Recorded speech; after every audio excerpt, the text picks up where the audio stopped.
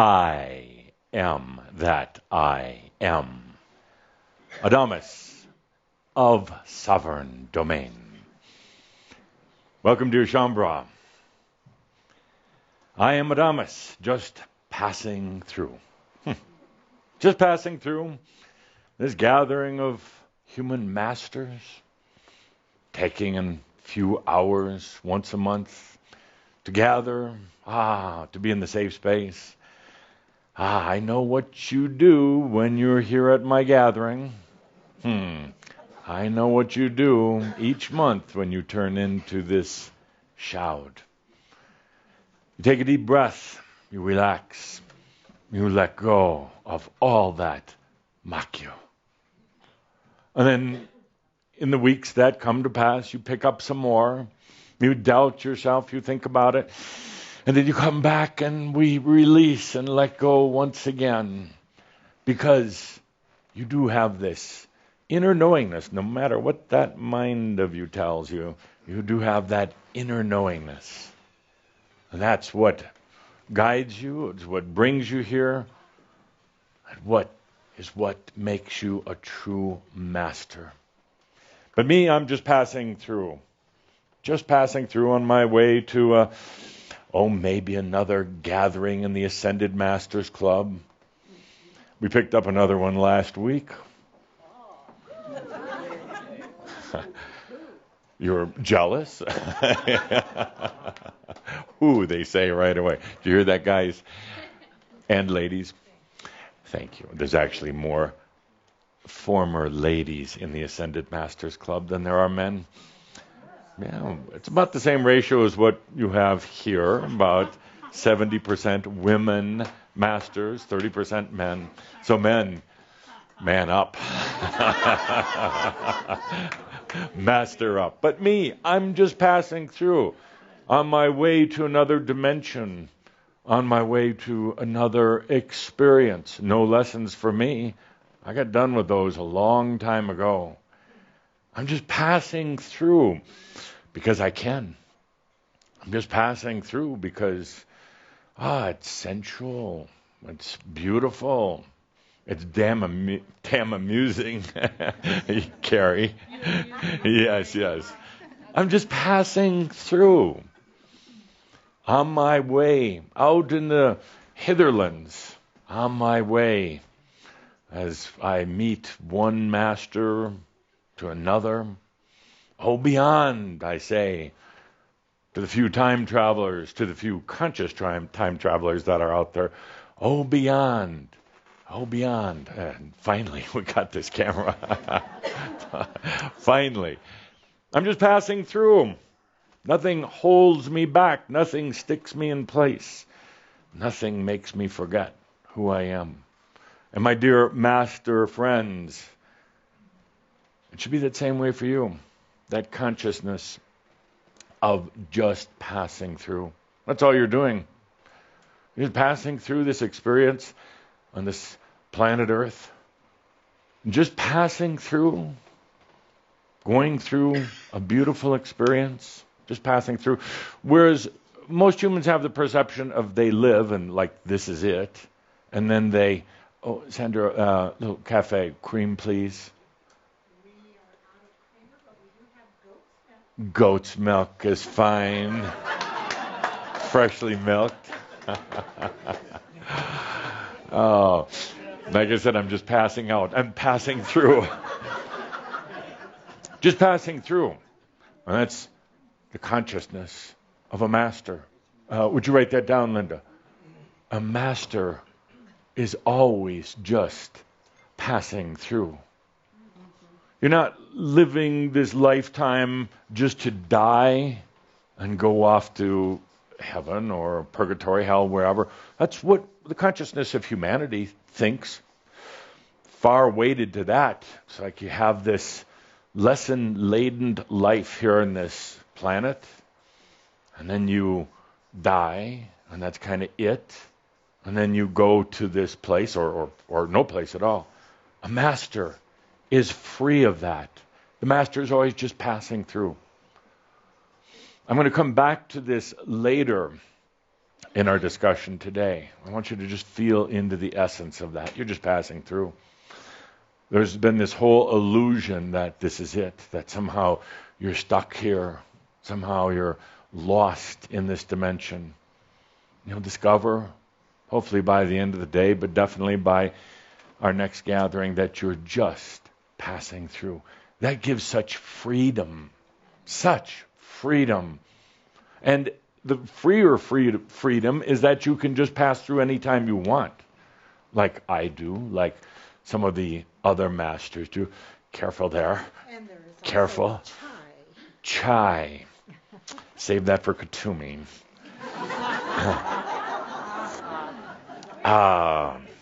Where is Katumi? Katumi is actually in the room, but I don't let him speak so much. He always takes the spotlight. Katumi, working with each and every one of you. Katumi shows up at all the gatherings, and he's saying now that he's the funny one. Katumi works with me and some of the others to work with you. And our biggest challenge, and the thing actually Katumi is one of the best at, is getting you out of your mind. It's my biggest challenge and your biggest challenge. It's the most difficult thing to do, get out of this mind, because the mind doesn't believe you're just passing through. It believes that this is it. The mind believes its thoughts, and the thoughts are not real. The mind believes in its beliefs, and the beliefs are not real. Getting out of the mind into the true knowingness, into the essence, is perhaps the most difficult thing for any human going into their mastery. And the most difficult part of that is when you're right in between, when you're still thought-oriented. And I'm not speaking so much about the mind here. The mind actually serves a purpose. It allows you to do things in this dimension. It's kind of like your dimensional hard drive, and it doesn't work when you go into the other dimensions. The mind allows you to have a biology and have it all coordinated. It helps you to maneuver within the time and space. It's the thoughts that are the problem. And I would say that thoughts generally do not come from the mind. No.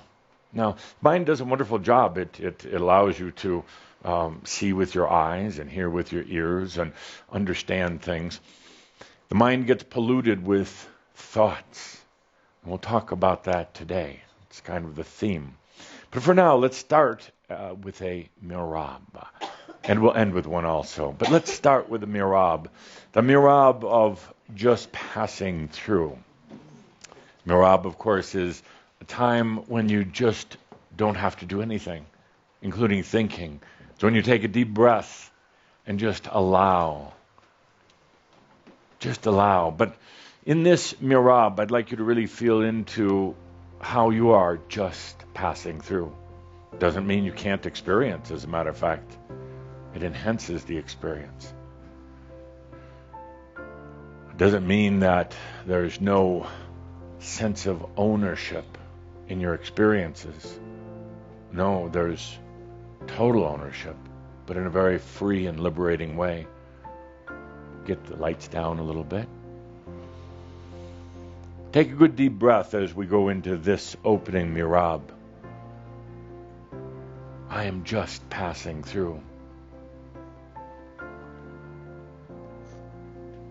The experience on this planet was a choice. And there was always the knowingness that the day of gathering, the day of coming together, was going to be here. As Kathumi would say, silly, silly human for worrying so much that it wouldn't happen. Silly, silly human that you got so caught up in your thoughts, so caught up in the limitations that you forgot. You're just passing through. As you pass through, you can enjoy the beauty. You can enjoy actually what's turned out to be the limitations. You can enjoy a new way of understanding the I am. You're just passing through. Like one passing through a beautiful forest. You can take a moment to enjoy the smells and the sights and the sounds.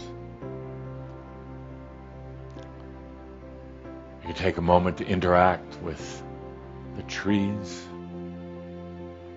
the beautiful flowers,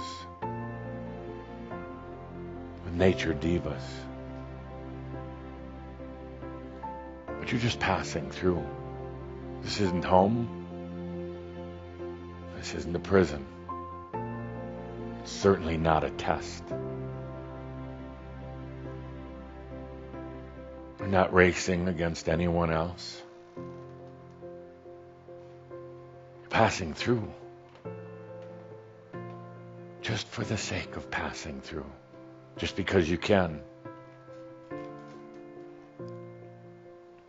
Passing through for the glory of the soul, so it may see itself and know itself in new ways. There's no test you have to pass to continue passing through. There's no stages or steps. There's actually no dimensions. There's no secrets. There are no gurus or saviors. You're just passing through.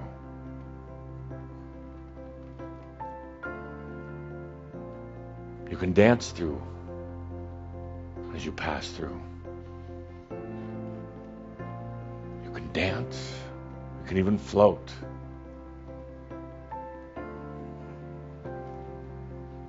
You can hurry through if you want, but there's no need to. You can take your time as well. Take as long as you want. Sooner or later, you'll realize that you're just passing through. Yes, it may be many, many lifetimes that you've lived in passing through. Maybe many loves that you've had, many tears that you've cried. It wasn't designed as some sort of test. It certainly wasn't something that was determined by any other being, or council of beings, or federation of beings, nor any angels. Just you passing through. It wasn't designed to see how strong you were. You don't have to be strong to experience joy. You don't have to be strong to experience sensuality and light and dark. No. Has nothing to do with strength or determination. As a matter of fact, the Master discovers that it's all about just allowing.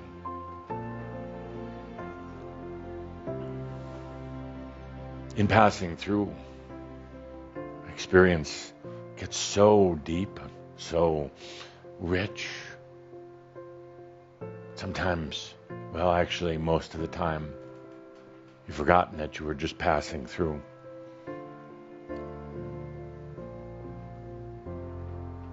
At times thought it was an eternity here. An eternity to your happiness. An eternity to fulfillment. To integration. But it's not. It's an illusion. Interesting illusion. You're just passing through. passing through. You met a lot of other people. Got very connected with other people. Shackled in a way. Interwoven. To the point where you felt you're no longer free to just pass through. You had obligations and responsibilities to everyone. Unfulfilled commitments. The need to take care of others. Take a deep breath. You're just passing through. And so are they.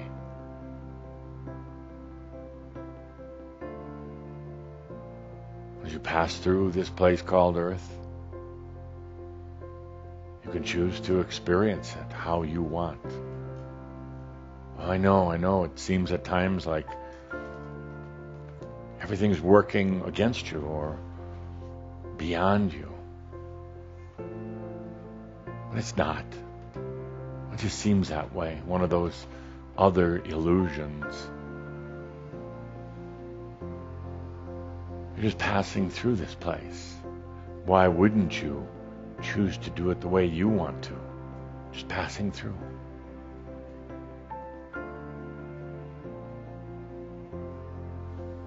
As you pass through this place, it's never a judgment about how you did it. None of the 9,000 and some ascended masters are ever going to judge how fast or how slow, how dark or how light. There's no judgment from any God or any angels whatsoever. They realize that you were just passing through. What is probably one of the most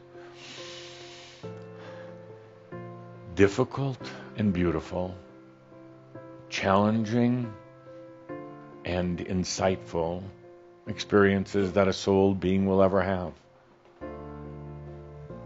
You realize you're just passing through. You realize that there are identities that you assumed that weren't really yours. Thoughts that you had that really, truly weren't yours. Things that happened that really weren't consciously chosen by you. There's no judgment of how you pass through. Just the fact that you did it is cause for celebration.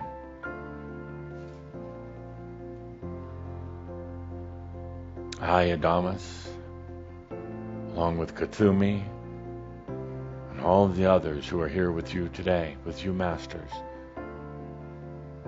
we ask you to take a moment to feel into that knowingness, out of your mind, beyond the mind, that you're just passing through. Dance if you will, sing if you will.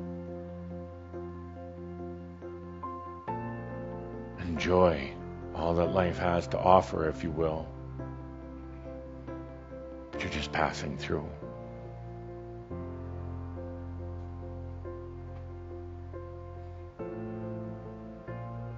You, your soul, your aspects, just passing through.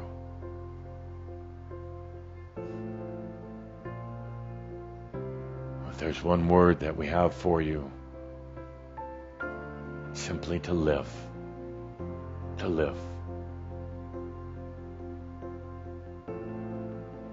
As long as you're passing through, live.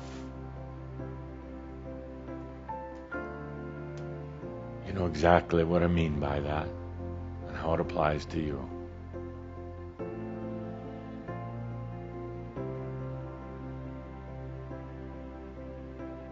It's one of the things that's been coming up lately. Coming up from the emotional self almost kind of colliding with inner knowingness, coming up from that part of you that is indeed the master, and wrestling with the part of you that still has thoughts of limitation. Live. Feel into that, into the essence of that live.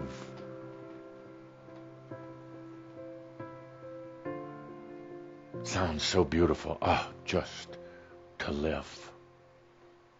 As a being just passing through, living passionately, openly, unabashed and unashamed. Live.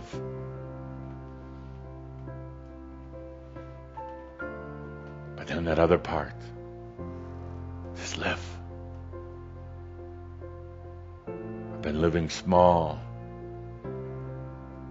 I've been living limited. I've been living in fear, limitation. So you have these two dynamics, the live and then the live. The live. You could feel it. I know you can feel it. I know you can imagine it. I spend so much time with you in the evenings, sometimes in the middle of the night. I can feel that. I can feel that desire to live. But I can feel those thoughts come in. But what if? Maybe I can't. Maybe I shouldn't. But yet that passion comes back around. Live. Live. And the thoughts come in. What does that mean? How do I do it? When should I start? How much should I work on it? And you see, that is perhaps one of the core things that's going on right now. You can feel it. The live, you can feel it. But then you can also feel that live or die. You can feel that maybe I should just live small. You can't anymore. You can't. You could try. Well, you are trying. You're trying really well. You get an A for trying. But you can't live small anymore. Take a good deep breath. Let's have the lights back on. Music down. You can't. It's a real dilemma. It's a real dilemma. And you see, that's what's happening. We're going to talk a little bit today about the energies and all the rest of that. But really, the core, you got this part that's saying live.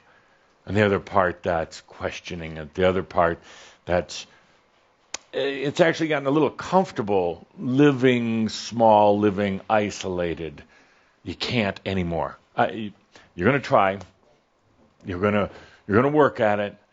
You're going to say, well, live, but maybe if I just cut back on living. You know what that is? We've talked about it before, right in this very room. It's negotiating. Negotiating.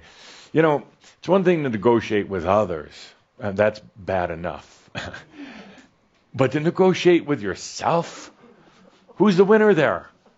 Nobody. Thank you. Nobody. It's one of those things that it's amusing, almost amusing, that a human would try to negotiate with themselves. There's no winners. There's 2 losers. 3 if you count me. But so you negotiate living, and it's not going to work anymore because you have a taste of what living is. And living isn't about whether you drive your car fast, Linda. That's maybe an expression, of it. Living isn't about partying, late into the night, Edith.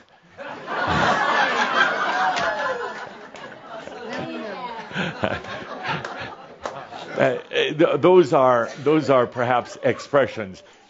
But living is an essence. It's a feeling. It's a feeling, and we touched on it just a little bit in the Mirab. Live, open up, open up the feelings. Live. But when I say that, when I ask you to imagine yourself for a moment really living, what happens? I can feel. Well, suddenly it's like, oh, living, and then, oh, but what if? What if? And you might want to write this down for future reference in the archive, for the archives. But you can no longer negotiate living with yourself. You can't. And you're going to try, like I said, and it's going to hurt. And then you're finally going to just allow. You're just going to allow yourself to live. You're just passing through this amazing dimension and planet. I forgot. Anybody remember? You can no longer negotiate with who? Living. You can no longer negotiate living yourself, with yourself, whatever. But you can't negotiate that anymore. This is a real dilemma, and you'll see in a few minutes how you take all the energies that are around right now in the world anyway, and what's going on within you, and boom, you got this collision that's happening. And the good news is that you're just passing through, Yeah, thank God. Yeah, or somebody. Yeah. I actually, that's a strange expression, thank God. I think you'd want to be pissed at God. The front row is laughing. Yeah. Well, actually, two in the front row. Yeah, thank God. For what? For this crap? For this lack of abundance? For an unhealthy body? Oh, yeah, a strange expression. Thank God I got my little morsel today. Thank yourself. Didn't Tobias say that years ago? Give thanks to yourself. Thank God. This God. So God is a very strange thing. I think I would like to do a workshop on God damn you. And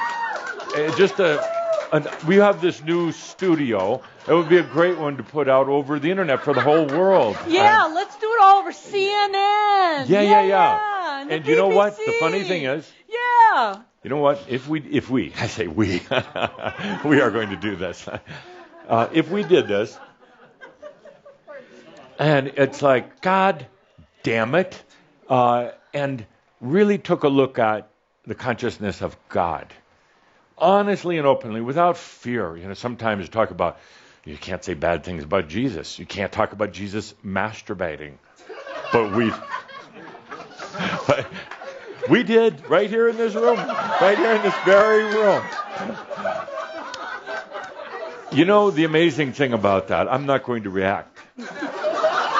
And now, for years to come, she's going to be wondering when the payback is. And actually, the longer the payback is stretched out, actually, the more fun it is, because it could be years and years before the payback. So she's going to be worrying about it. When is Adamus going to get you back? I'll let all of you know when it happens. It might be 10 years from now, but it will occur. And now it looks like Calder wet his pants. So where were we? God. Where's my party? Where is the party? At your house tonight, Edith. You and I, don't you forget? All right, I'm just passing through. Hello, Edith. So where were we? God. No, seriously, we should do a workshop, a transmission about God. And really be frank and honest about it, without having this fear that something bad's going to happen, other than all the religious fanatics coming after us. But most people, no, I'll rephrase that, a few people would actually understand if we talked about this energy of God. Excuse me, I have to go change my wardrobe. Linda, do some breathing or something. Seriously. This is some sort of payback hell already. I think it's better that we laugh and scream. Yeah. I really regret doing that already and Linda. truly know that the payback will be hell. God only knows what it's going to look like. Only God knows.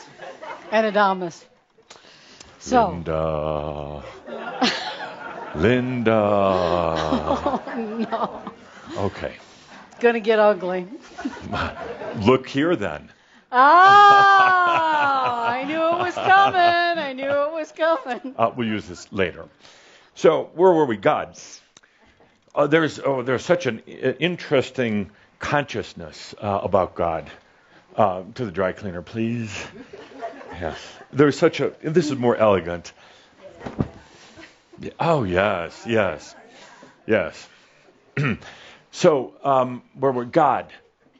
Most humans would agree, this God thing, this God thing is so old, so limited, so frightening, so, well, when you think of God, you don't think of live. You think of stay off God's radar, stay small. Yeah. So, yes, let's do that. Let's schedule when your new studio opens, we'll do God damn it. Yes. But we're masters. What do we have to fear? We're living. You see, now that's in a negotiation. We all know it. We all know that the human perception of God, A, is false, B, is old, C, is really bad. It doesn't serve anybody anymore. And so let's break that paradigm. Let's have some fun with it. You ready? Yeah. Good. Linda? Oh, get the shot of that. Oh, no, this will be wonderful. Some of the craziest things that you've done in these past few years, the things that just caused you indigestion and headaches and anxiety, but you just did them. You almost felt like you were being pushed to do it. You were. Have proven to be the best. Saying you're going to take this amazing trip. You knew that it was appropriate, but then the thoughts came in. I'd say, maybe I shouldn't. Maybe this is too much money. Maybe. But you did it. And aren't you glad you didn't totally negotiate it out? Aren't you glad that you just did it? Whether it was quitting your job, whether it was changing something in your life. It's so easy to get in that quagmire of thoughts and negotiations. The true master is just passing through and therefore lives, celebrates.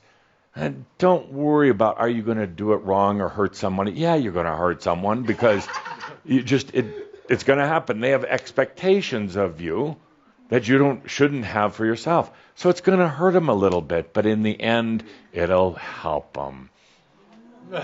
Yeah. Wasn't it your parents talking? So let's talk a little bit about the energy. So no longer negotiate with yourself. And remember, you're just passing through.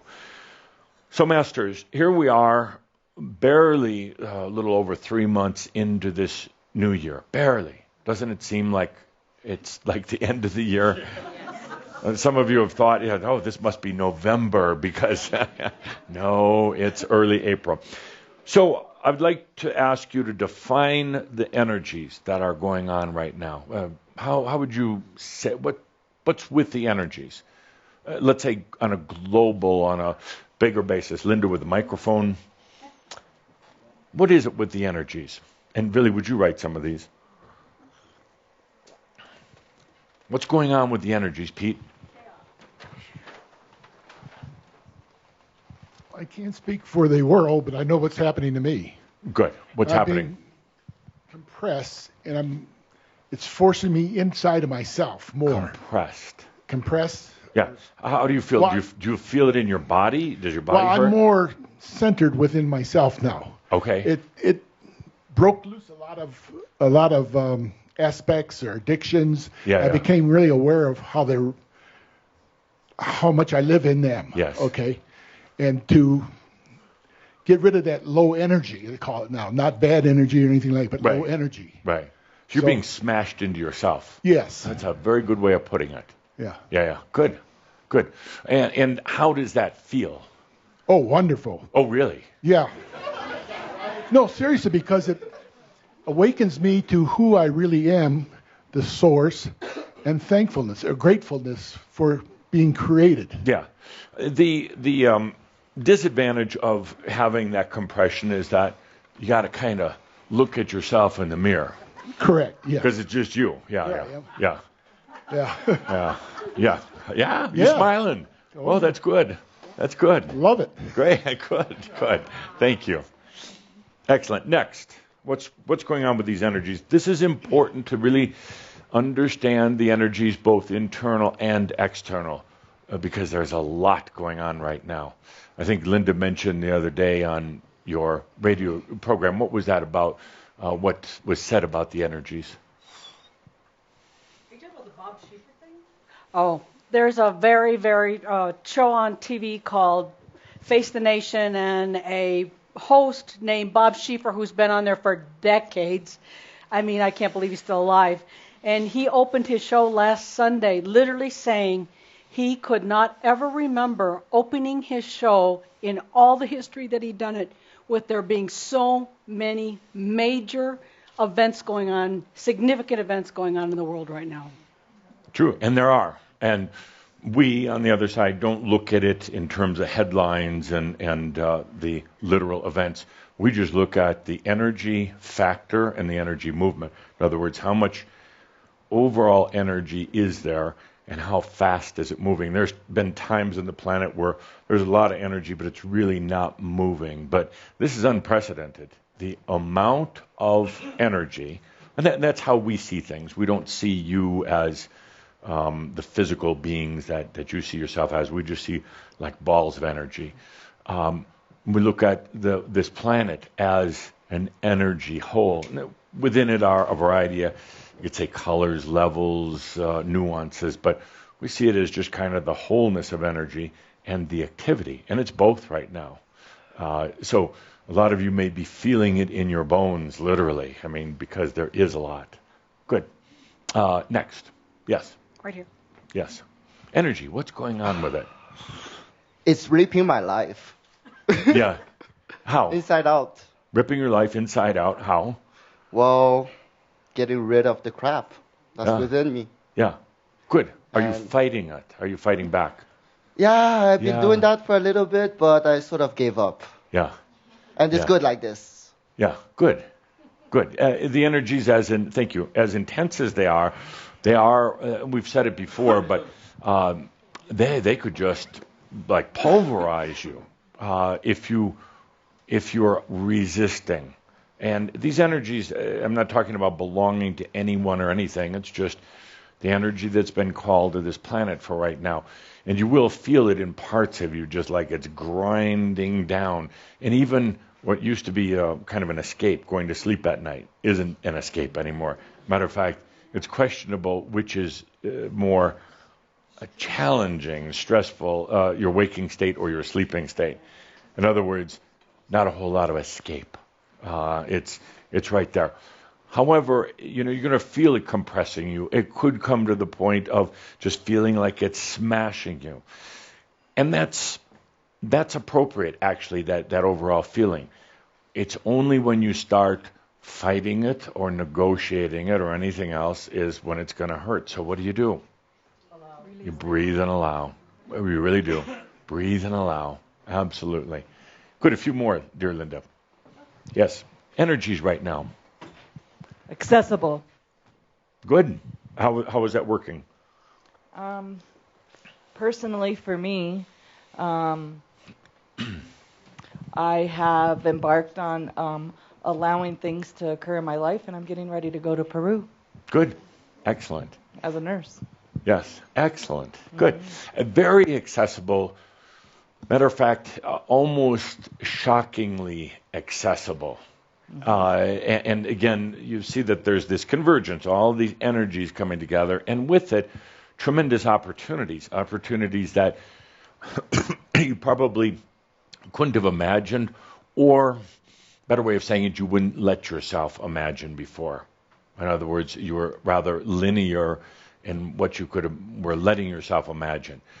So suddenly here's all of this energy that's coming in, and you could say that it's like a beautiful energy blanket or cloud around this planet, and it's all there, where it used to be kind of off somewhere else. And particularly for those who are aware of it, it's right here. That's right here.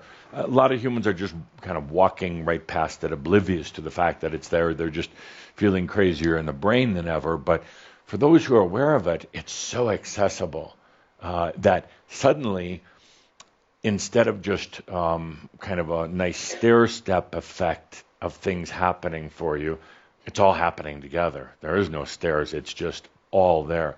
It could lead one to getting a little overwhelmed right now, a little like a great big tidal wave coming in all at once. But it's not going to. It's You mean not like going crazy with the water?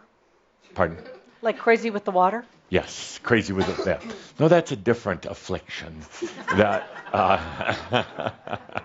But so yes, very accessible, and so much that can happen for you in your life right now that you sense this. It's like it's there, but then there is sometimes a tendency to pull back and wonder if you're ready for it, wonder if you could handle it, all the rest of that. Absolutely, you can. But it's going to require doing a couple things, no negotiating, no limiting, and just allowing. Now, as you allow, it's kind of like as you allow, it's like opening parts of you. As you allow, it's like if you would immerse like a large ball into a pool of water, and as you do, the water comes up over the edges because you brought something down into that space. You brought basically yourself into this space by allowing. It's going to kick out some other things. It's going to clear out some other things. So there is kind of a residual effect of allowing. It gets rid of all the junk. Ultimately, the allowing brings all of you in. You could say you're divine, the I am. Ultimately, that's all that's going to be in this vessel, using the analogy of like a pool or a big bucket of water. Suddenly, it's going to, by you allowing, it's going to move out everything that is not you, everything that's foreign. So you have this kind of interesting effect taking place. And sometimes, again, the thoughts come in. It's what's happening? Why are these things? It's because you're allowing. Allowing is allowing. It's not like just letting a little in and then trying to manage that. That's what happens in allowing. It's like, well, I'll allow, but I'll just do a little, and then I'm going to try to manage it. Oh, no. Allowing is allowing. Yeah. Good. Next. Hi, Hi. I'm Shima. Yes. I'm Adamus. I met Shiva once. You wouldn't be related, are you? Oh, God, no. Oh, God, no. Yes. She wasn't so nice. No, I am. No, yeah. I don't know how you do it. You always talk exactly about what's going on with me. How do I do that? I don't know, but... Isn't that amazing? Yes. Do you think I'm psychic? Don't say it, Linda. Yes, our Carrot. No, actually, that is the amazing thing is this whole thing of psychic or any of that, that's so overrated. It's just allowing. We're going to go into that in a little bit, as long as I don't talk too much today, but we're going to show you basically how easy it is. But it could be tough. Oh, good. Yes. I think it'll be tough. Well, it is, because I've been allowing and feeling wonderful and feeling like a master and great.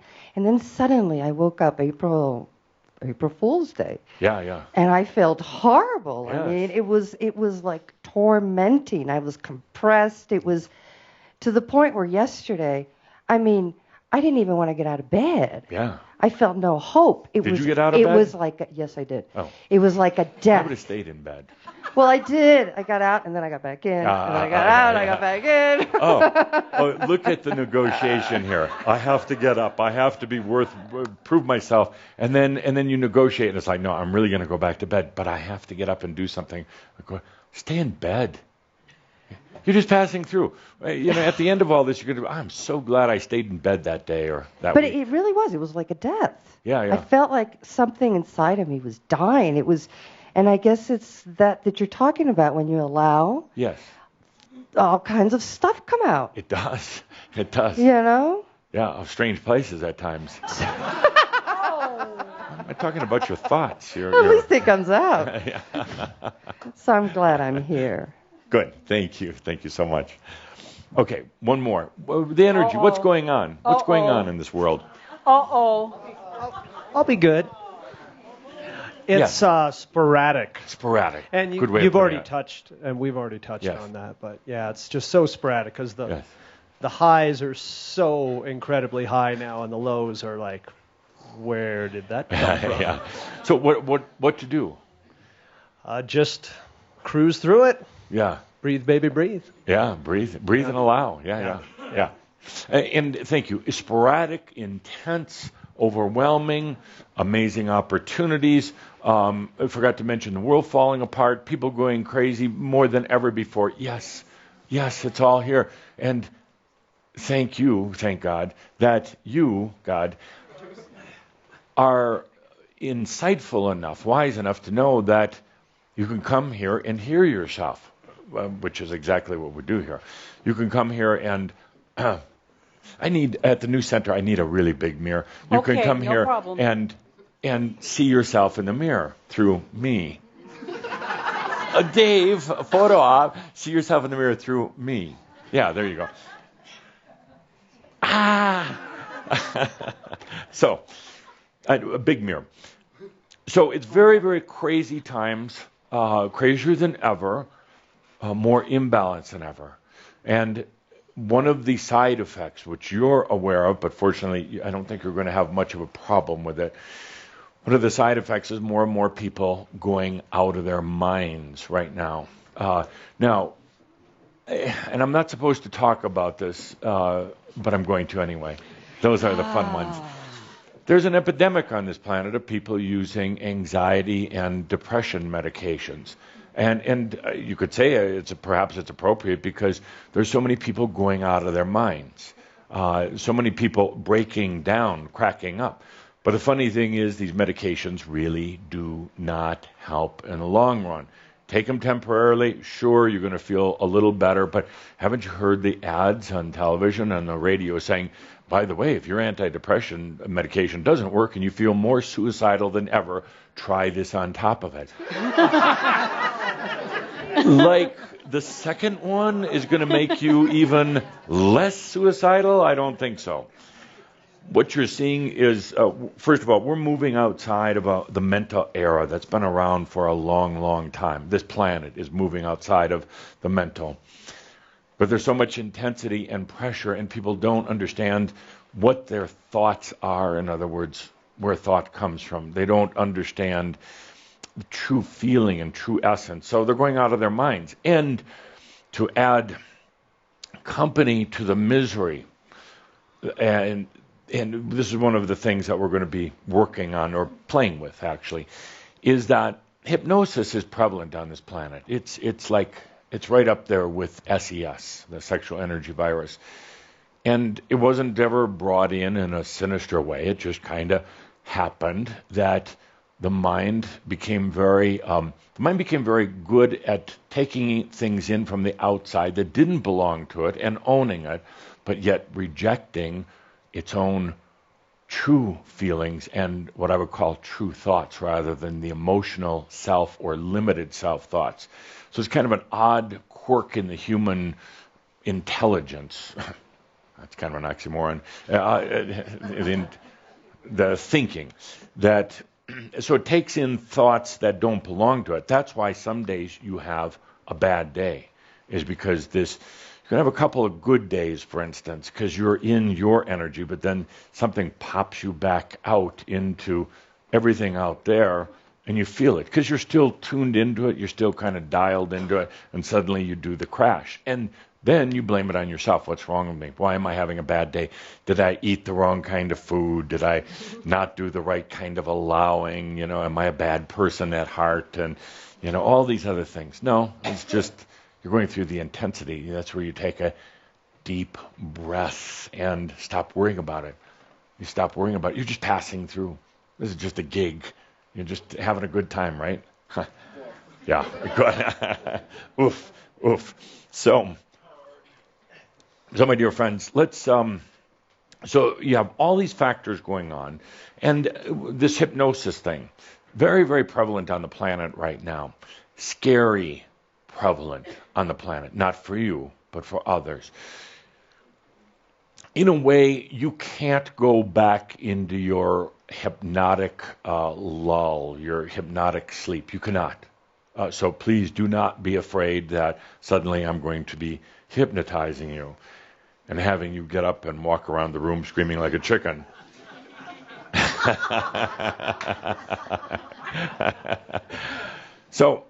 But you have this hypnotic effect that's going around the planet, and it's doing kind of an interweave or a dance with the SES virus and a number of other things, and it's creating a lot of very strange and very bizarre patterns and events in the planet right now. You see on the evening news, if you watch the news or you hear it from your friends, it's like when they're talking about the mass murderer, he seemed like such a nice guy. I've been living next to him for 20 years and would have never have thought.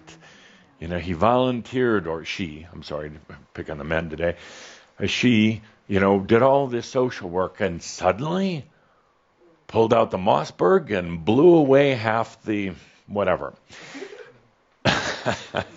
Probably an inappropriate time to laugh. Just saying, probably not the best time to laugh. Yeah. Okay.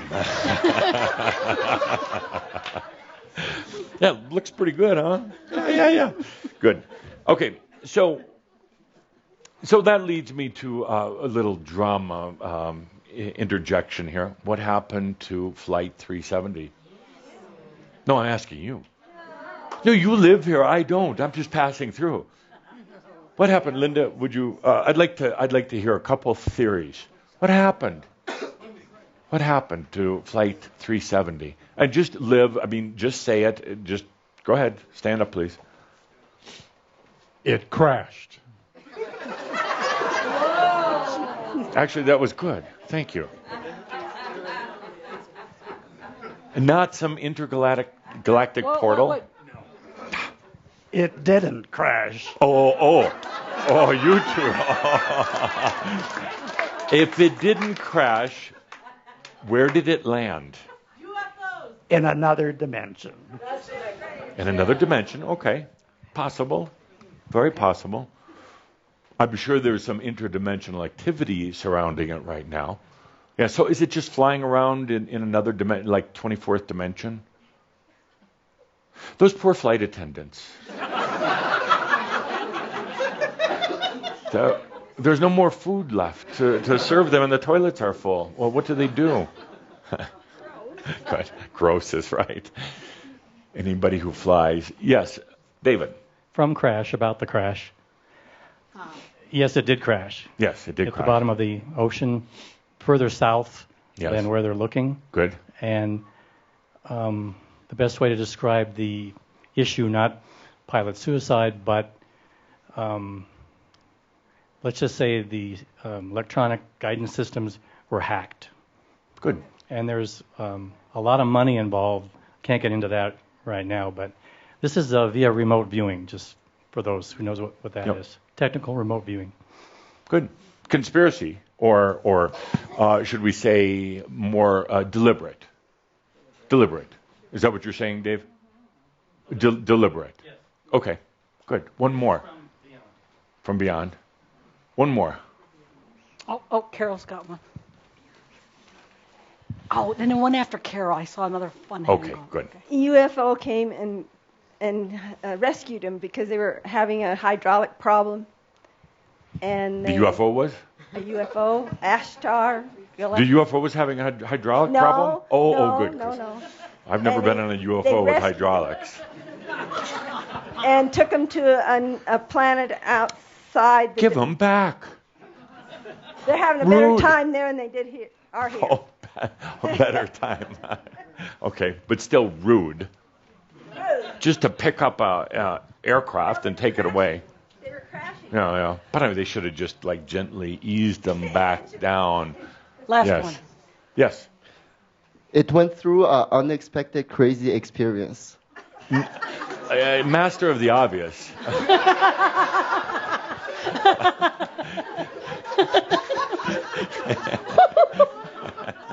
Yeah, I would venture to say you're right. And now, and I contend that there's so much hypnosis going on the planet, and so many people susceptible to it, that even the nice guy next door, even, let's just say a co-pilot of an aircraft, could have been implanted with hypnotic suggestion, for lack of better words, a while back, and didn't even know it, didn't even realize it, and suddenly gets the signal. Could be a pattern of phone calls, let's say, if somebody checked the phone records, pattern of phone calls that initiated an action that the being would have normally never ever taken otherwise. But suddenly he finds himself in a hypnotic trance, suddenly doing things that even he is not aware of, just like being a robot, changing, manipulating the flight path, depressurizing the entire cabin so everybody can't complain, if you know what I mean. And then taking off his mask after terminating his associate in the cabin, taking off his mask and just letting it go. Why? Why would somebody do that? Why? Why would they implant a virus in your computer?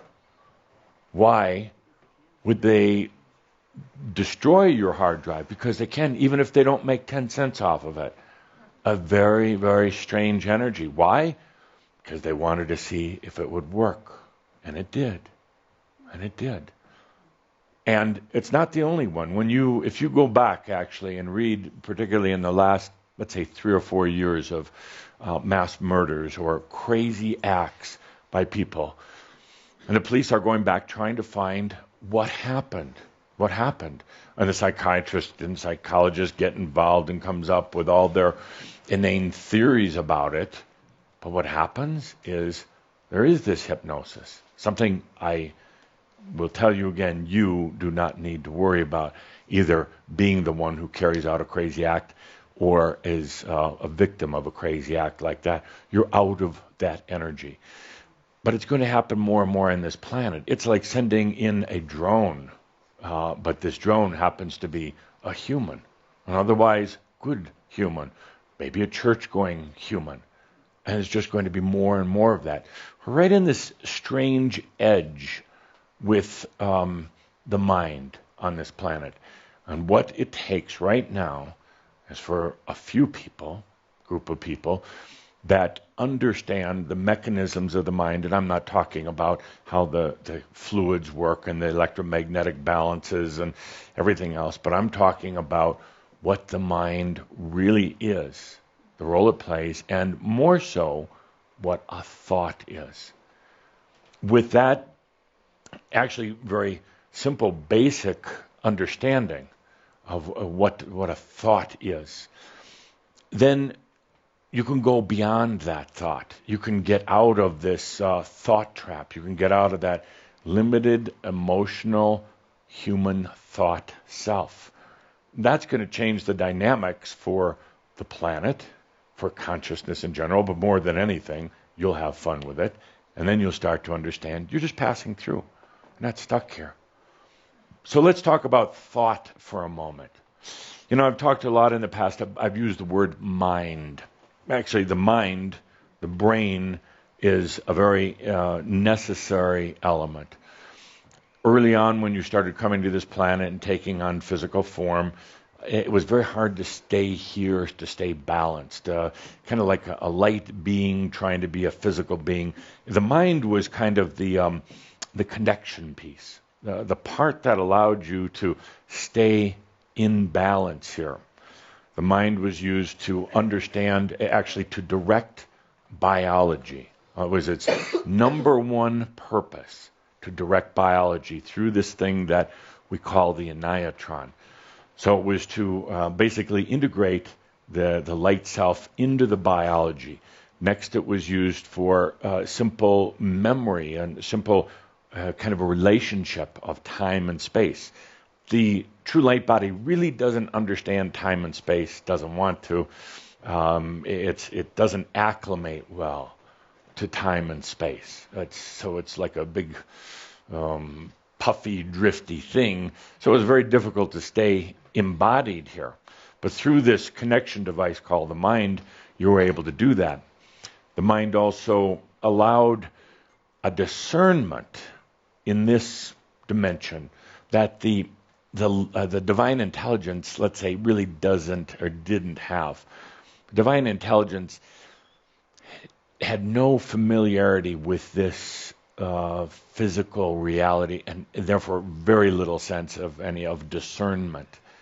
But you, as the human representative of the soul, the one who's gone through all the lifetimes, you've learned a lot of discernment in this planet. I'm not talking necessarily judgment, you have that too, but discernment. Don't put your hand on the hot stove.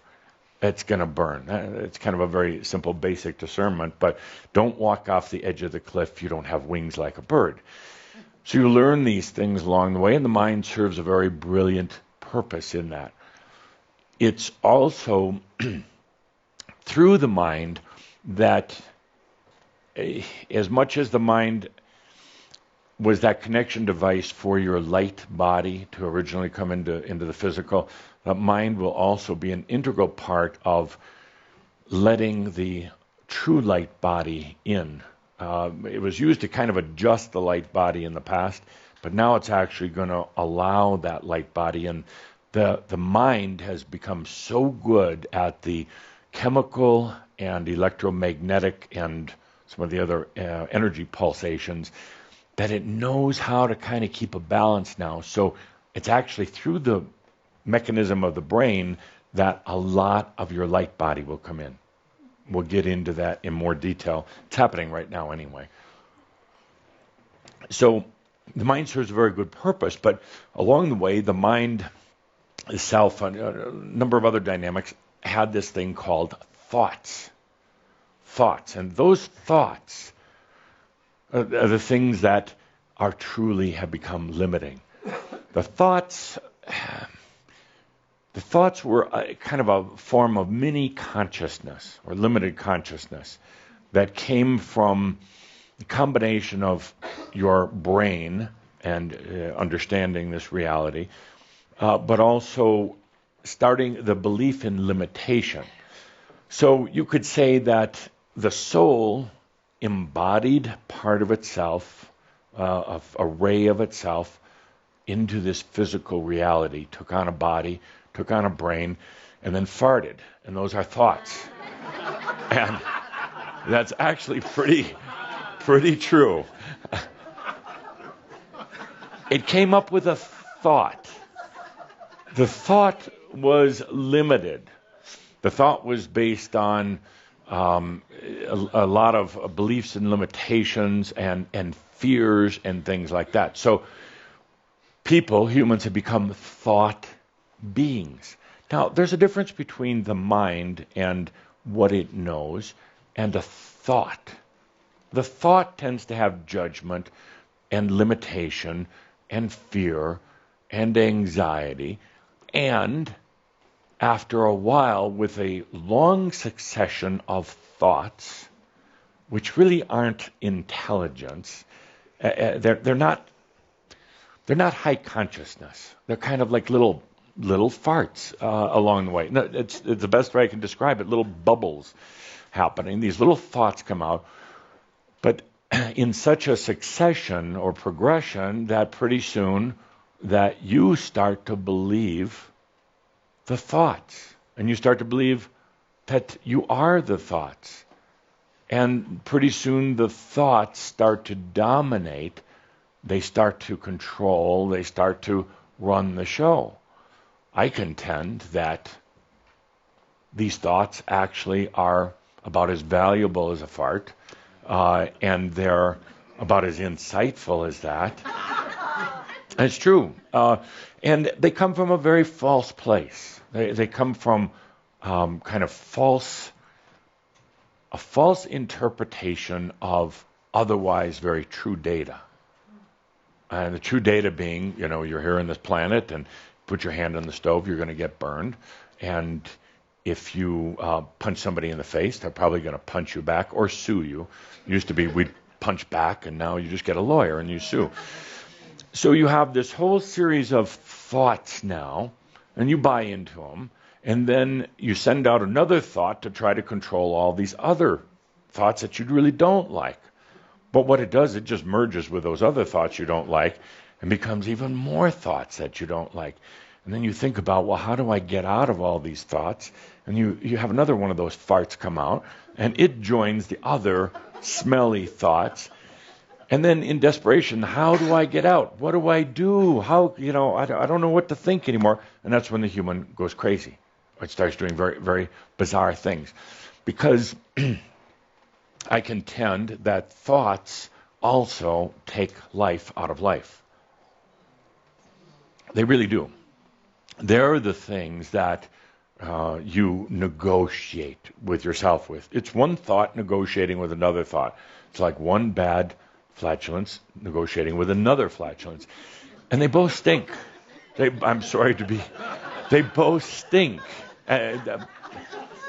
See, I'm not negotiating with Cauldre or myself. I'm just going to call a fart a fart. This is a spiritual gathering. For those of you who are just tuning in for the first time, it's a gas. Yes, it's a gas. Good. So you have thoughts trying to negotiate and to try to control other thoughts. And let's take a feel into it for a moment. Let's take a feel into thoughts. Where do they originate from? Well, how come nobody ever asked that question? Where do thoughts come from? You try to trace back a thought. Let's say you have a thought right now of wanting to leave here quickly.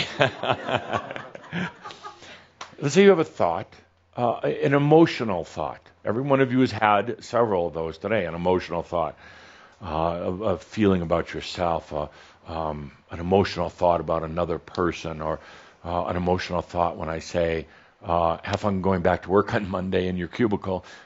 Oh, such an emotional thought.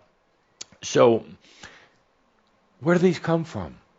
How come nobody's ever taken a look and said, where do they come from? Well, scientists will say they come from your brain. No, actually they don't. They do not come from your brain.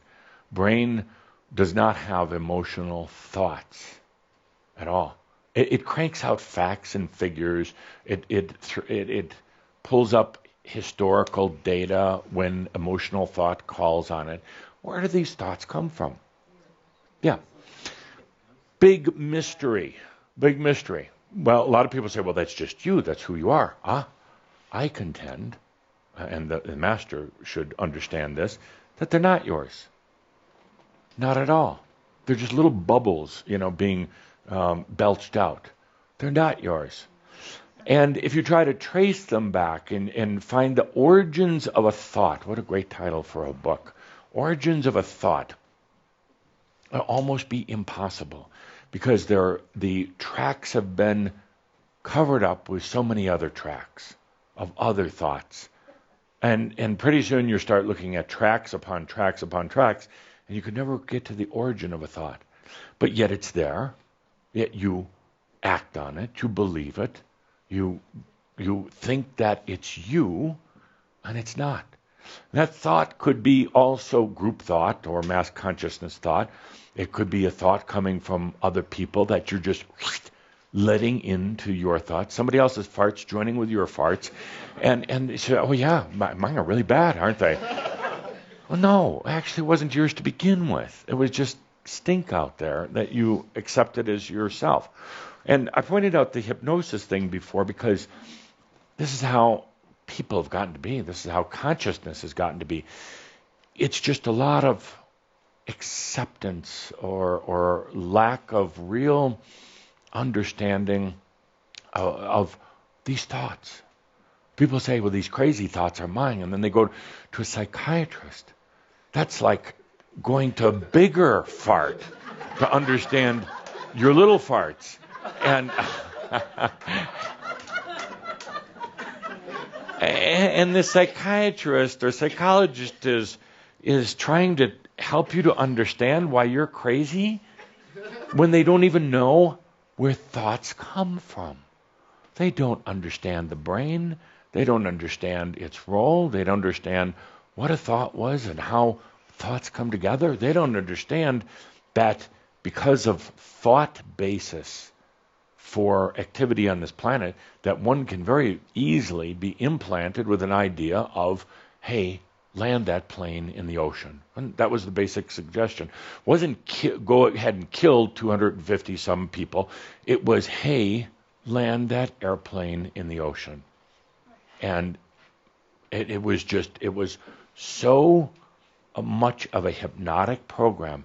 And there wasn't any, you could say they didn't talk about death. They didn't, when they were doing their programming, they didn't talk about negative things. It was just land in the ocean. No different than me saying, park your car down the street tonight. Oh, okay. Oh, I'll do it. Now, and I use this for an example because that shows the influence of thoughts.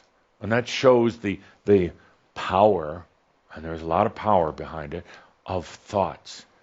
And that shows also basically the total lack of understanding of where thoughts come from, how people act on them, and how they influence society. Now, it's not bad to have thoughts, and you're going to continue to have them even as a master.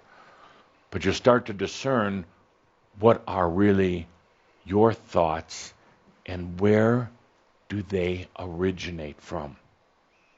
Do they originate from the true I amness, or do they originate from some communal consciousness septic tank? They're not yours. They're not yours. And that is my biggest challenge in working with you, is helping you to understand that those thoughts, imagine them just little smelly bubbles coming out of you, they're not yours. And when you try to affect them and control them with yet another stinky bubble, it just doesn't work. It just makes it worse until it wears you down, until it breaks you down. And then either you have a spiritual revelation or they put you in the nut house. Pretty much that simple. One or the other. Maybe there's not much of a difference, but at least in one you're really living. Which one is the question? Now you can laugh. That was the funny one. So let's thoughts. Thoughts are the greatest deception.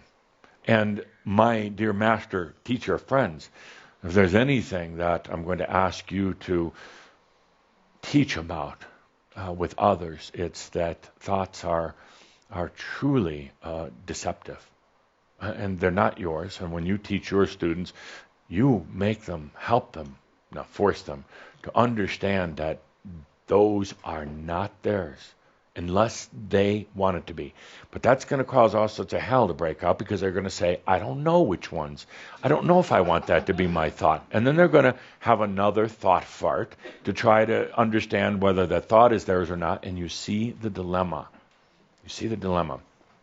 Now, I'm going to skip over to the next subject that's connected with this, is the biggest illusion of all, beyond all, is separation. Separation. You have an illusion that you're separate from your higher self because you've been told that, because you have bad thoughts, stinky thoughts. You have an illusion that you're separate from God, illusion that you're separate from the other dimensions. And when in fact, you're not. There's no difference between the Edith that's sitting here thinking of herself as a human and the Edith that's absolutely divine and integrated, complete. No difference whatsoever. It's the illusion of separation. It's the illusion that was taught into many of you when you were young, that there's God. I don't care for so much. There's that God, and then there's you. And the illusion that you bought into when you got into the New Age, that there's the higher self, and then there's the little you. There's grand angels and spirit guides, and there's you. Separation, separation, separation. Compartment within compartment within compartment within compartment. And it's an illusion that your thoughts have bought into because they kind of like it. They kind of like all of these compartments. It helps them have more thoughts. And these compartments, these illusions, and that's all they are, they're not real. There's no real walls. There's no difference between the dimension that you're in now and the other dimensions. Think about it. Separation, masculine, feminine, good, bad, black, white, being Dutch or being Spanish. Any of these. Separation after separation after separation.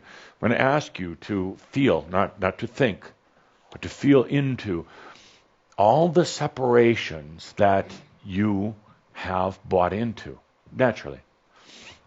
You bought into separation of age, separation of just about everything, health, and it goes on and on. And if you can imagine the energetic matrix now that's created, the energetic patterns, it's like the separations keep creating division after division after division after division after division.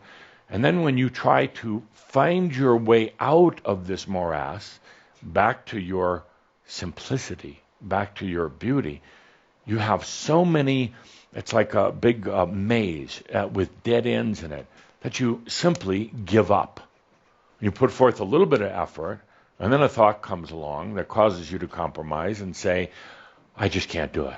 It's too complex. I'll just wait for whatever it is, the next book, the next master, the next whatever to come along, and it doesn't. In the meantime, you buy into more separation, more elements.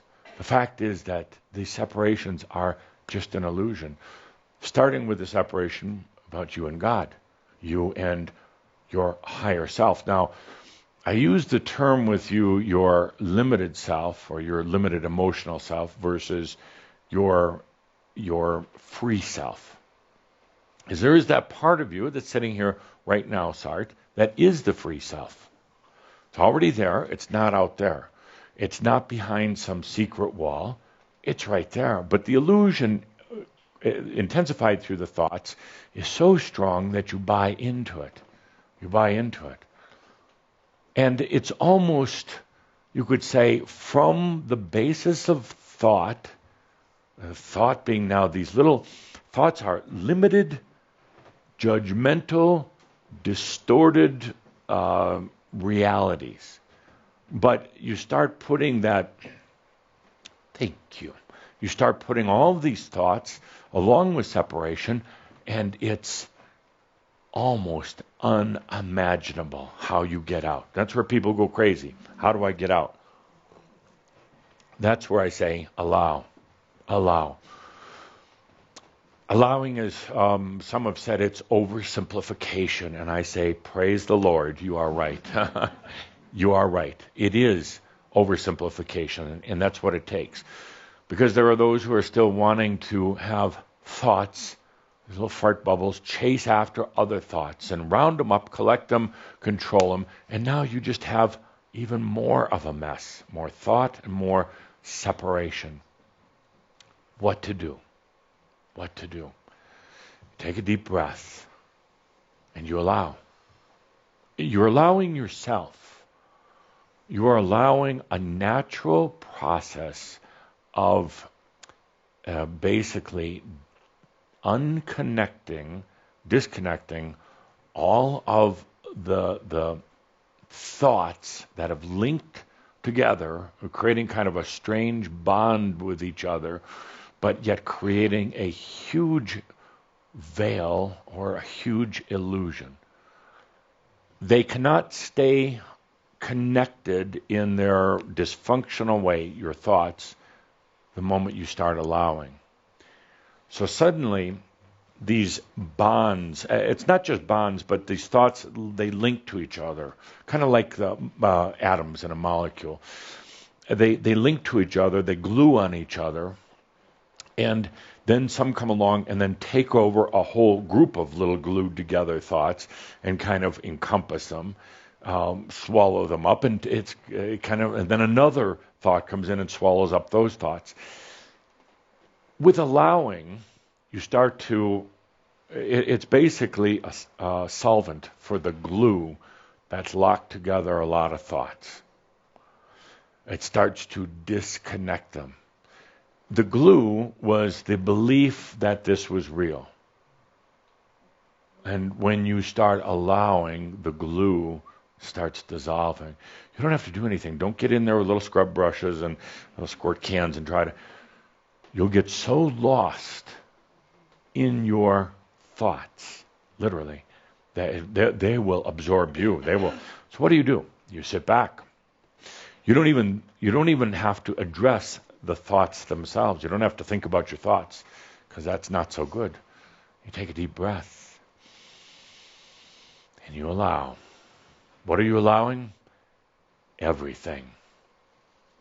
And there's no negotiation in the allowing, because suddenly if you start negotiating, you're thinking, and that thought about allowing is just going to go, which is actually very limited at that point, is actually going to go and just gobble up other thoughts.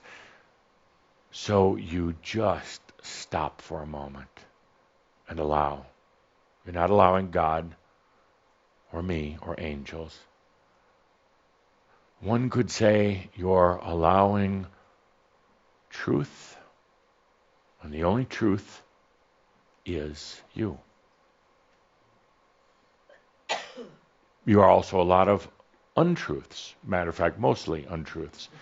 And that's all right. It's very understandable, because as you pass through this corridor, this dimension, this experience, you do accumulate a lot of things that are not yours.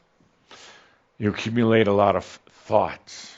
You accumulate emotions. You accumulate even experiences that actually really aren't yours. You accumulate a lot of stuff as you're passing through. It's part of the experience.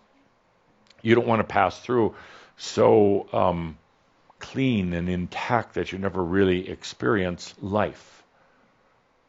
But on the other hand, when you're ready to say two things, I want to keep passing through. I kind of got stuck there, kind of like a car getting stuck in the mud.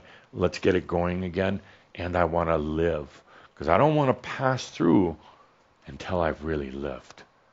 I don't want to pass through this place until I can say to myself, I have lived.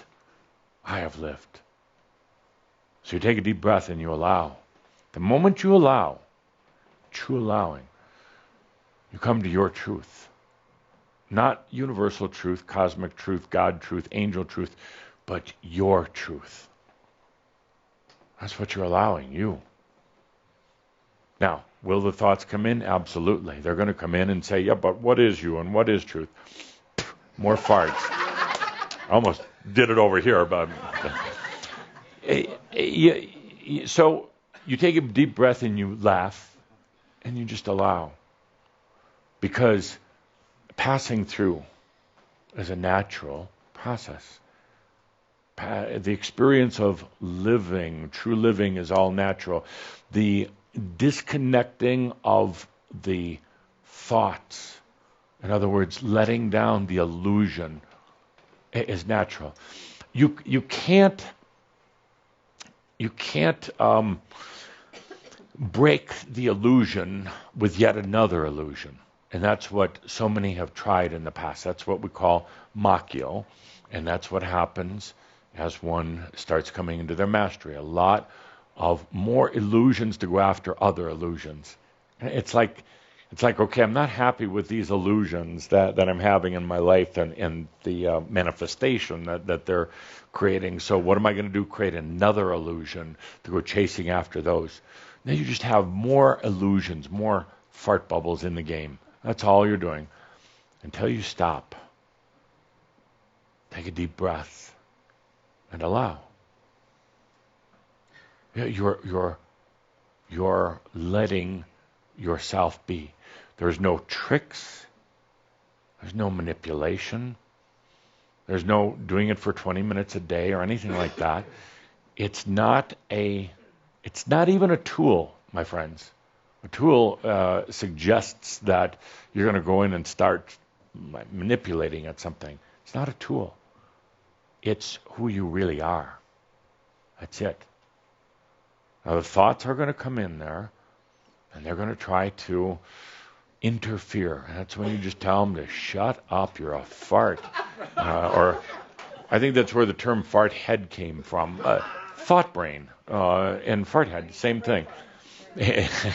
Brain fart. So you just stop, and you let a natural process that is within you, not out there, not over there, not here, within you, to take place. Pretty scary in a way, pretty beautiful and simple, but pretty scary in a way. The illusion of separation, so huge that it was, has been said by some on our side, that illusion is so strong that it can actually not go away, not be taken down, dissolved away, other than through a huge traumatic event. I do not believe that. As a matter of fact, the person who said it, the being who said it, actually had to go through a traumatic event, so that maybe they buy into it. But you do not need to go through that. You don't need to have a huge traumatic event happen in your life to understand that separation is an absolute illusion. You also don't have to be an intellect, a philosopher, to understand that. It's in your core. You know exactly what I'm saying right now. When I say separation is just a game, separation is a way of playing a huge game. You already know that. You do it just to do it. But try to get out of that separation. You used to put your mind to work. You say, I'm whole, I'm one. Oh, shut up. You don't really believe it. I mean, you don't believe it because it's just another thought thingy out there. But you can feel it. You can feel it. So, that being said, on to the next step. So we have thoughts. They're not yours. I truly want you to imagine them, feel them between now and our next gathering. These little bubbles being cranked out. I had asked Linda for a little mannequin head that we're going to smash today, but she didn't get one. Anybody want to have their head smashed? Since Wow, how psychic was I not to do that? So, but imagine as you're driving along in your car or you're doing something and you get into the thought lane, thought mode, and your little thoughts start to crank out. And it's really not out of your brain. Actually, I talked before about the origin of thoughts. Origin of thoughts actually really doesn't come from your brain. At some point, it interlopes with or intersects with your brain and then says, see, these came from the brain. They didn't. They come from this little place that's not in your physical body, but just a little place within inside you, this little, tiny little box, this little cabinet, way, way back off in the recesses of your being.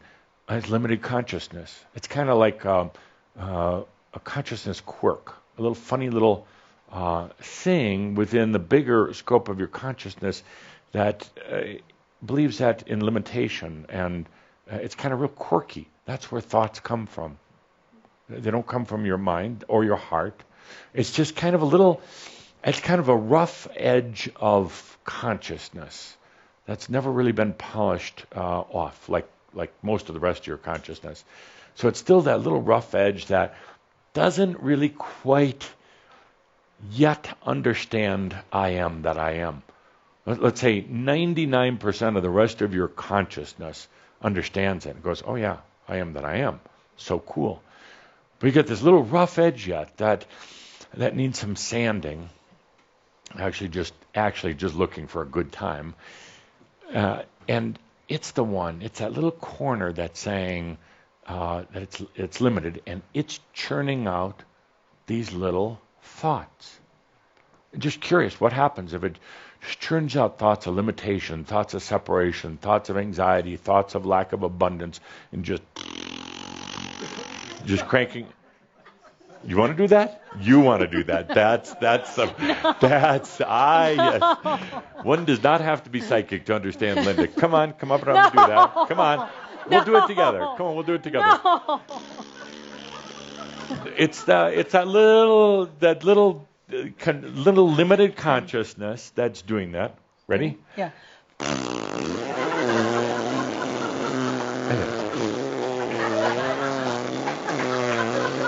My friends, those are your thoughts.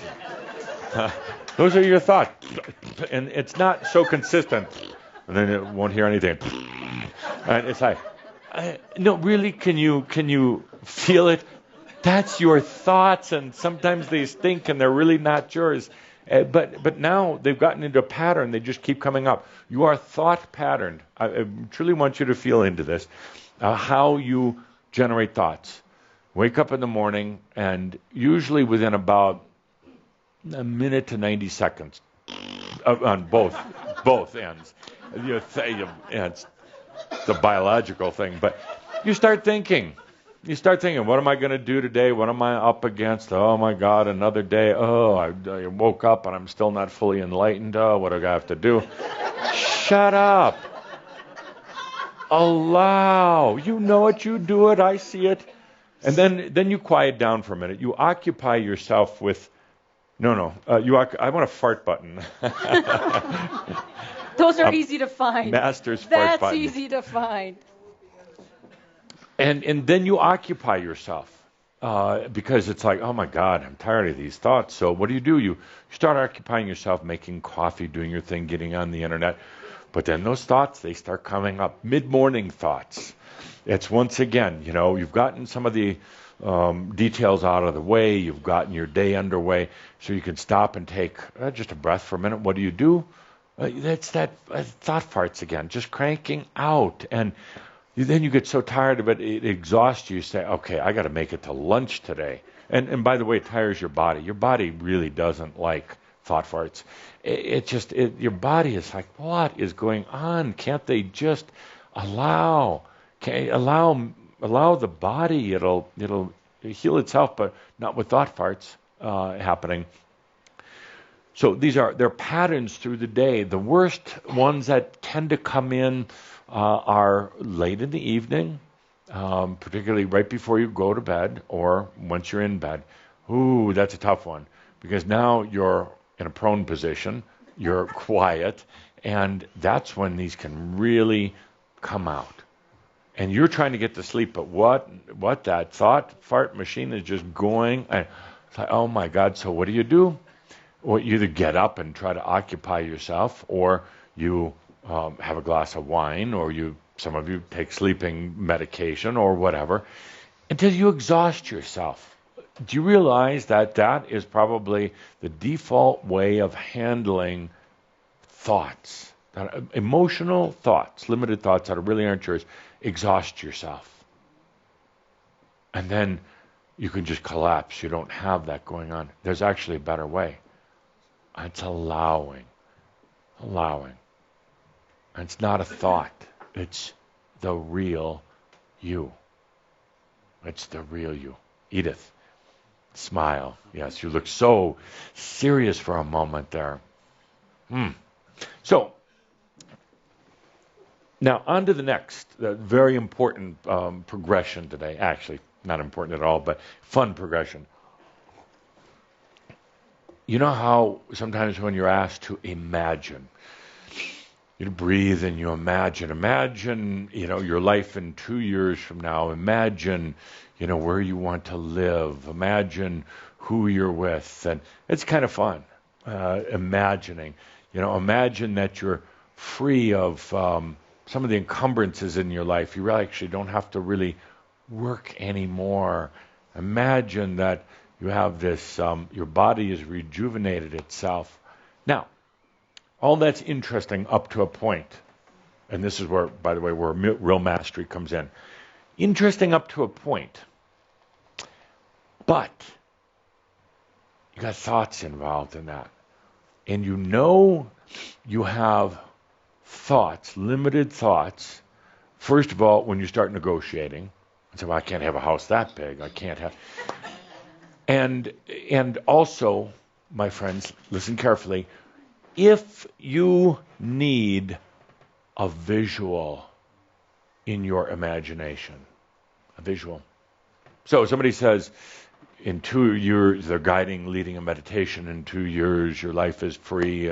And now, immediately, your thoughts, not your mind so much, but your thoughts are going to start imagining what your big house, a big car, big job, or whatever look like. It's going to be primarily visual, about 85 to 90% visual, but you'll also bring in a little bit of auditory, a little bit of sound sensation, once in a while a little smell sensation, and rarely ever taste. So, the master understands that the true imagination goes beyond the visual. The true imagination goes beyond the senses. The true imagination goes beyond the typical structures that you've had. Now, what I'd like to do here is have you do an example of this. And it's going to be interesting, maybe challenging, because you're used to having a visual that actually, a lot of it emanates or originates from that thought, that rough part of your consciousness, the immature part of consciousness. So you're used to bringing that thought up and connecting it into the brain, into your human senses, and now creating the image for your imagination. But it's still limited, actually very limited. And secondly, there's not a lot of passion to it because it's gotten so diluted, watered down, obstructed, that by the time that visual comes up, imagining yourself with the perfect biology, by the time that comes up, it's so constricted, it has very little passion, it doesn't live. It just is a nice little visual in your brain. And then it doesn't happen, and then you have a thought, you say, well, I'm not very good at imagining. And I'm just really not a very good person, period, but I can't do it. And see, you have those thoughts, that little immature consciousness that's cranking out the little crap. We're going to go beyond that. Why? And here's why. Calder's saying I'm getting long-winded. I don't think so. We're about halfway through today.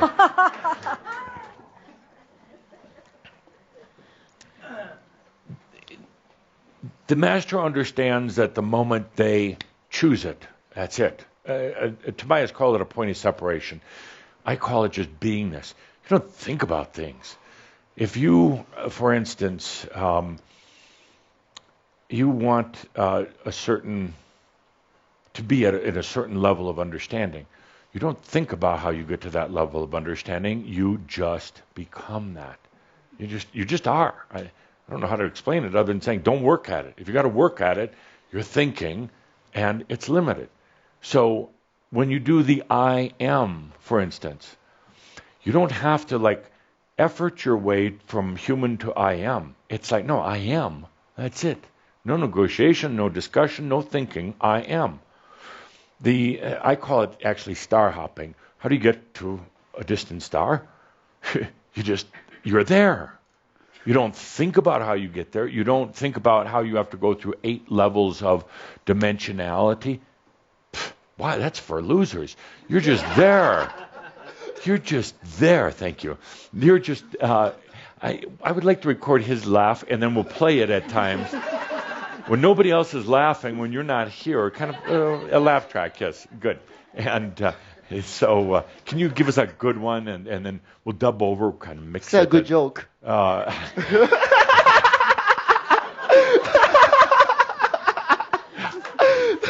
was an energetic joke, I told him. It was a dirty, energetic joke, and he got it.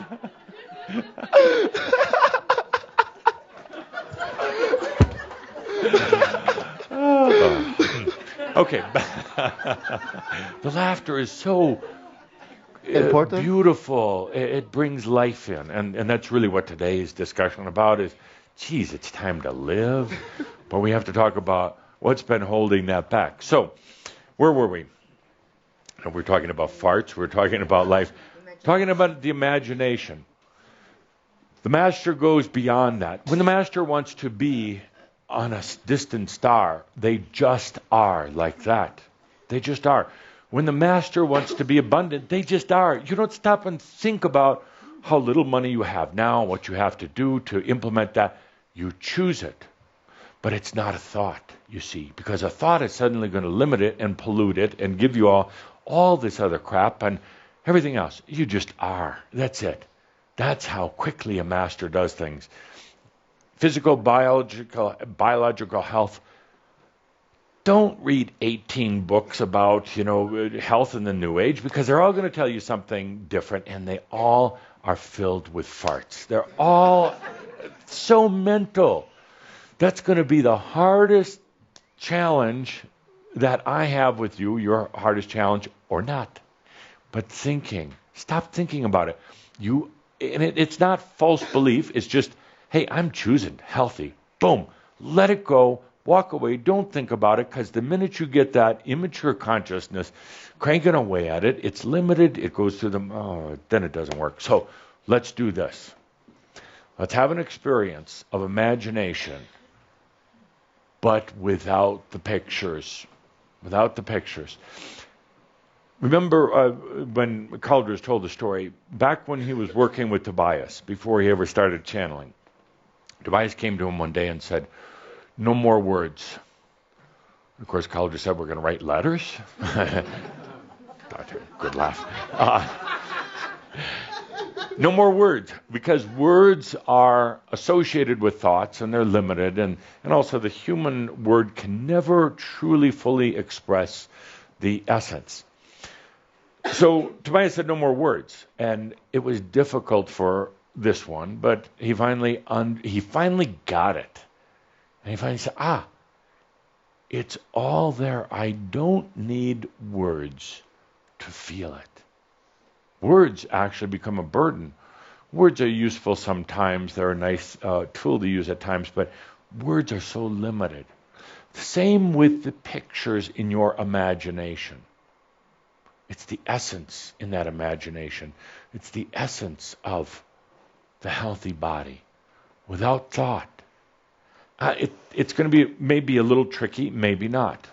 Maybe you're really ready to even go beyond this visual into the essence. That's where the life, the essence, the energy is in that. So I'm going to ask for the lights down, please. A little mirabi music, but this is not a mirab. Just some nice background music. Why? I like music. Why? Because it kind of keeps you occupied.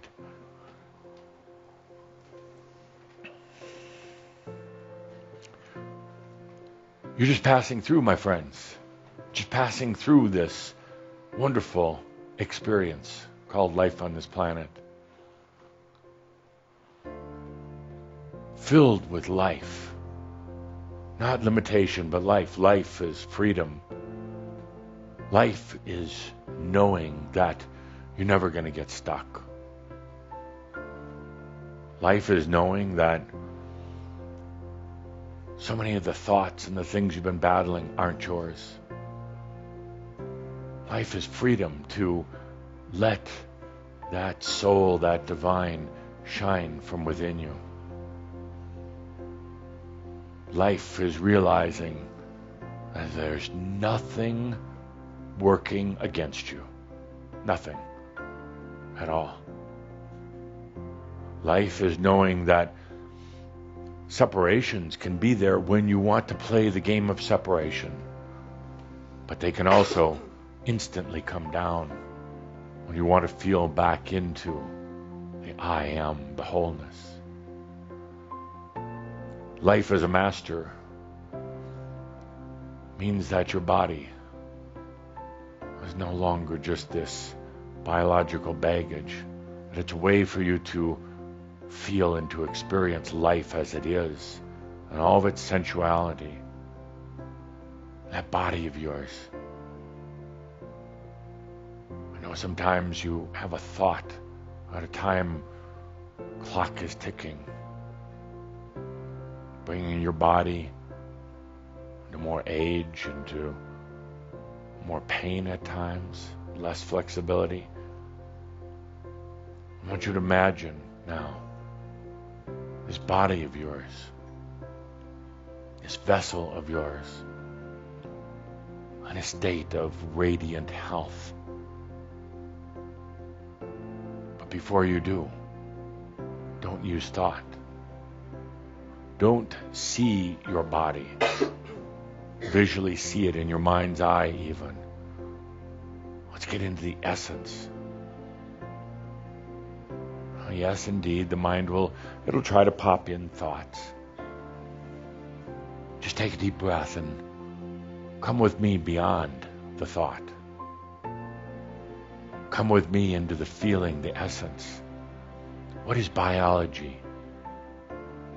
It's light combined with physical particles. It's your light brought into a great condensation. It's light brought into a living, growing, moving organism. What's the body? It's a way for you to experience life. It's biology in motion. It's light in motion. In a very slow, very condensed way, but it's light in motion. That's what it is. You have a body. It's actually really not yours. It's kind of a interesting interpretation of evolution, your ancestors, a little bit of your thoughts, but mostly these other things. We talked before about biology and about healing, and you've tried to imagine yourself, see yourself in your mind's eye as being a certain way. Let's go beyond that now. Let's not put thought in it. Let's feel that essence.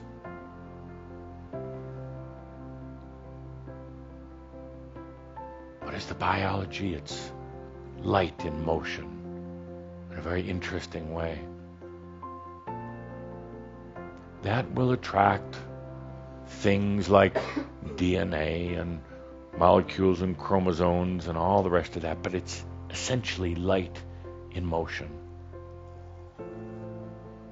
I ask you to feel into that, not even a visual.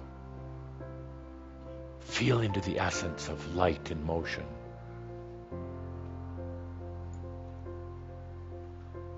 Now go beyond even that picture that you're getting of light, swirling light. Let's go beyond that. You say, how do I get that out of my mind? How do I not have that picture? Isn't it just darkness if there's a picture? No, my friends, it's not. Just go there. Don't think about how you go there. Just go there. Beyond. You see? You just do. You're there. You're there in that place. It's the essence. It's a feeling. It's not a thought. That's the true you.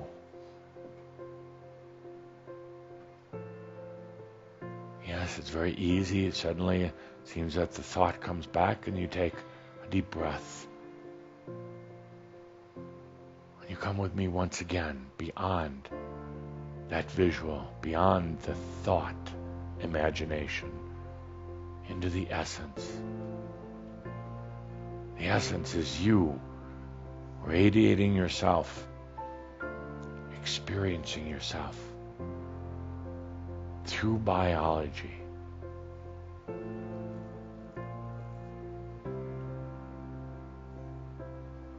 You're just there. Take a deep breath. I feel a little anxiety. You're just there, into the essence, the passion. The passion to be so sensual that even as you pass through, you can actually partake through your body, can be part of this experience, this dimension. The passion to be within it. Not just from the outside. Not just contemplating life on earth as some angels have to do, but being in it. That passion, that essence, that is your real body. That's it. That's your real body. Right there.